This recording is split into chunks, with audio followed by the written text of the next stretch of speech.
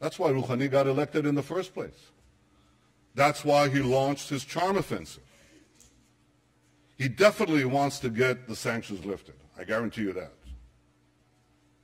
But he doesn't want to give up Iran's nuclear weapons program in return.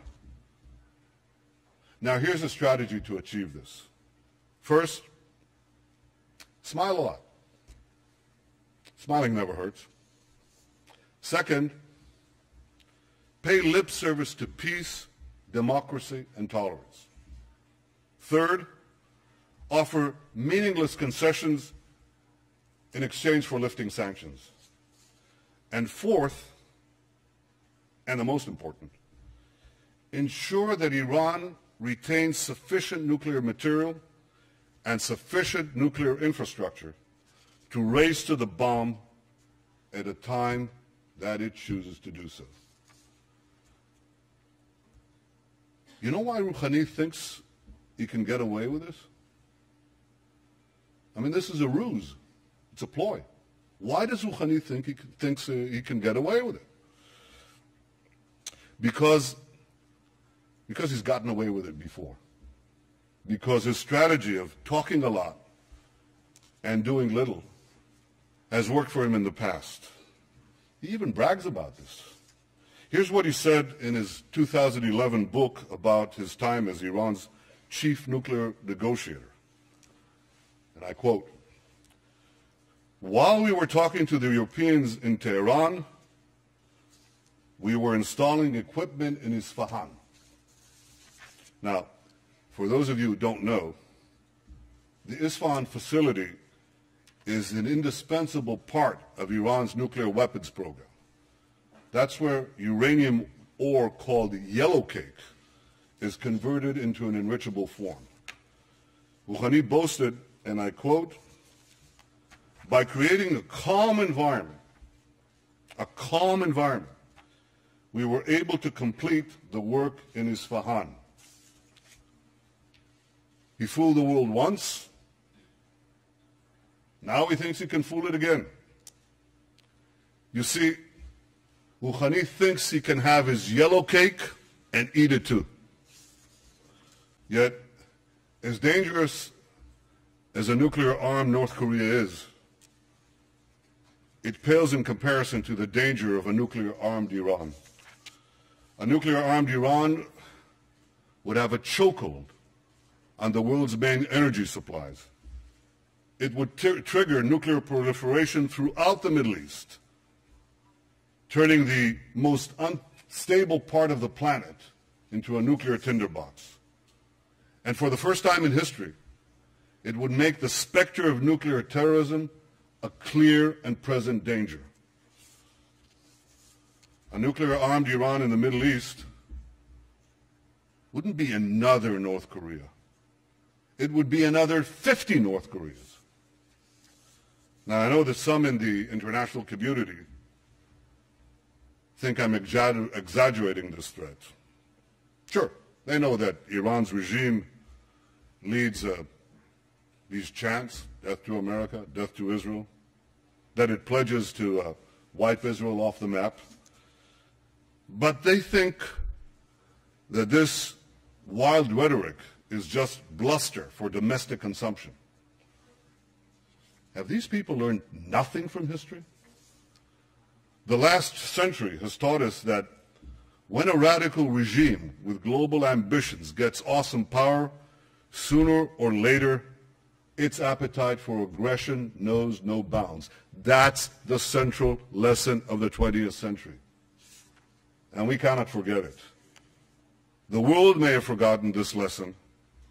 The Jewish people have not. Iran's fanaticism is not bluster. It's real. This fanatic regime must never be allowed to arm itself with nuclear weapons. Well, the only diplomatic solution that would work is one that fully dismantles Iran's nuclear weapons program and prevents it from having one in the future. President Obama rightly said that Iran's conciliatory words must be matched by transparent verifiable, and meaningful action. And to be meaningful, a diplomatic solution would require Iran to do four things. First, cease all uranium enrichment. This is called for by several Security Council resolutions. Second, remove from Iran's territory the stockpiles of enriched uranium. Third, dismantle the infrastructure for a nuclear breakout capability, including the underground facility at Qom and the advanced centrifuges in Natanz. And four, stop all work at the heavy water reactor in Iraq aimed at the production of plutonium. These steps would put an end to Iran's nuclear weapons program and eliminate its breakout capability. There are those who would readily agree to leave Iran with a residual capability to enrich uranium. I advise them to pay close attention to what Rouhani said in a speech to Iran's Supreme Cultural Revolutionary Council. This was published in 2005. I quote, here's what he said. A country that could enrich uranium to about 3.5% will also have the capability to enrich it to about 90%. Having fuel cycle capability virtually means that a country that possesses this capability is able to produce nuclear weapons. Precisely. This is why Iran's nuclear weapons program must be fully and verifiably dismantled. And this is why the pressure on Iran must continue. So here's what the international community must do. First, keep up the sanctions. If Iran advances its nuclear weapons program during negotiations, strengthen the sanctions.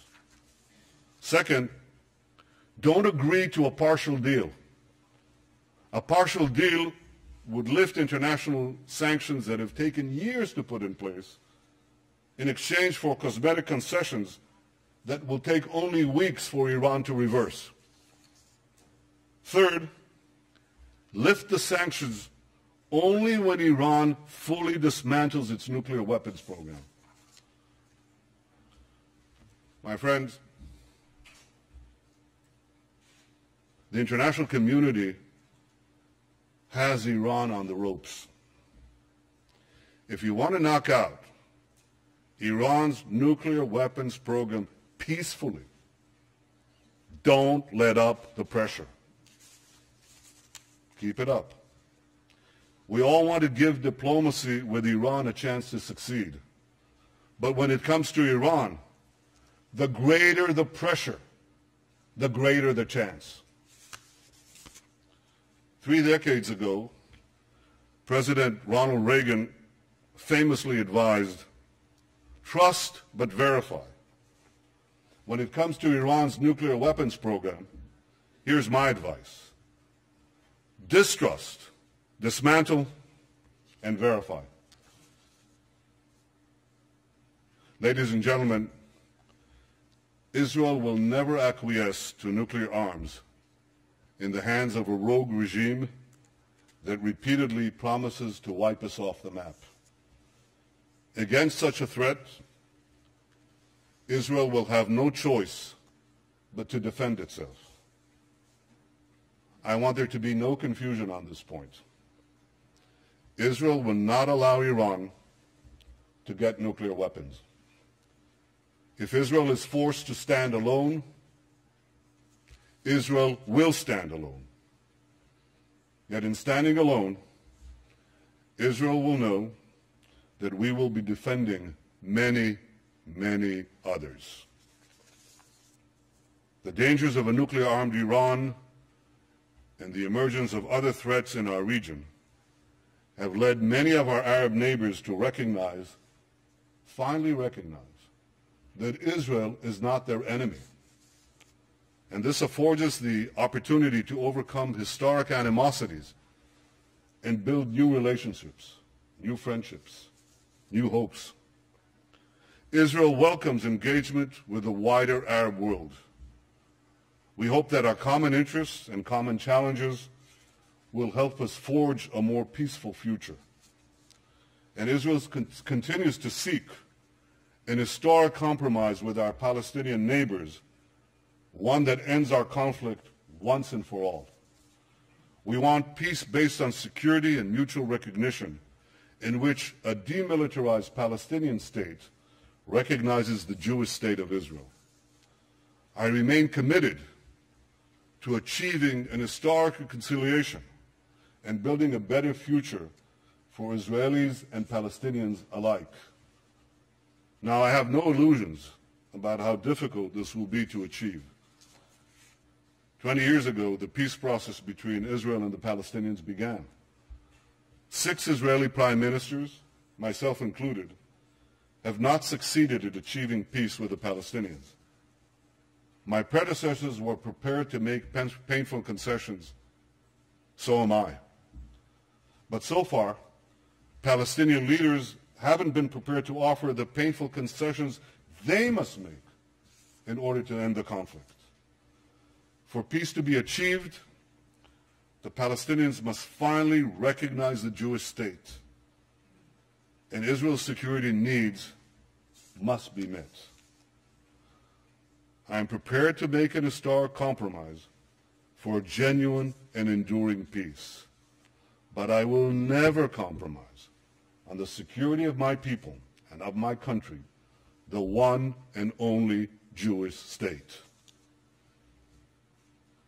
Ladies and gentlemen, one cold day in the late 19th century, my grandfather, Nathan, and his younger brother, Judah, were standing in a railway station in the heart of Europe. They were seen by a group of anti-Semitic hoodlums who ran towards them, waving clubs, screaming, "Death to the Jews." My grandfather shouted to his younger brother to flee and save himself. And he then stood alone against the raging mob to slow it down. They beat him senseless. They left him for dead. And before he passed out, covered in his own blood, he said to himself, "What a disgrace. What a disgrace. The descendants of the Maccabees lie in the mud, powerless to defend themselves."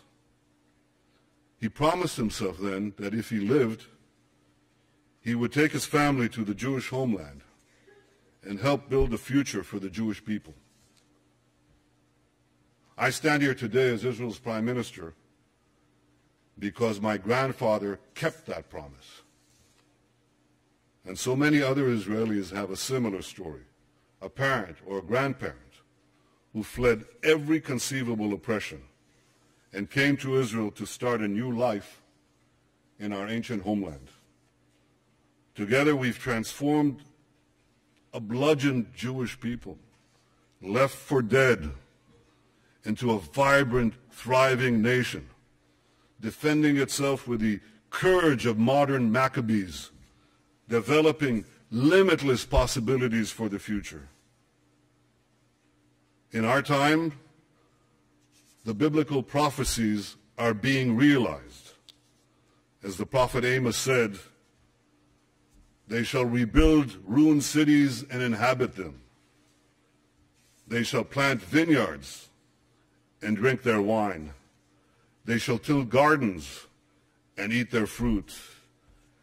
And I will plant them upon their soil, never to be uprooted again." The people of Israel have come home, never to be uprooted again.